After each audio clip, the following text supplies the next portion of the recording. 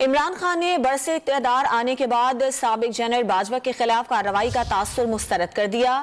سی پی N ای کے عہدیداران سے بات چیت میں انکشاف کیا کہ جب سابق جنرل فیض کو ہٹانے پر پتہ چل گیا تھا کہ حکومت گرانے کا پلان بن چکا ہے۔ تحریک انصاف کے چیئرمین عمران خان نے اخبارات اور جرائد کے مدیران کی انجمن کے عہدیداران سے گفتگو کرتے ہوئے اسمبلیاں ٹوٹنے کی صورت میں 3 ماہ میں الیکشن نیوٹرل کا سب سے بڑا امتحان قرار دیا۔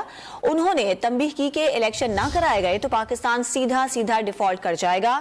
66% پاکستان میں الیکشن ہو گئے تو انہیں بھی عقل آ جائے گی۔ عمران خان نے انکشاف کیا کہ انہوں نے ریٹائرڈ جنرل باجوہ کو بتایا کہ 10-12 بڑے کرپٹ لوگ اگر پکڑ لیں تو سب ٹھیک ہو جائے گا۔ فوج ایک ادارہ ہے جو بچا ہوا ہے، اگر اس ادارے کو درست استعمال کر لیں تو ملک کو کرائسس سے بچایا جا سکتا ہے۔ عمران خان نے کہا کہ توشہ خانہ کوئی میوزیم نہیں، اگر وہ گھڑی نہ لیتے تو نیلامی میں کوئی اور خرید دیتا۔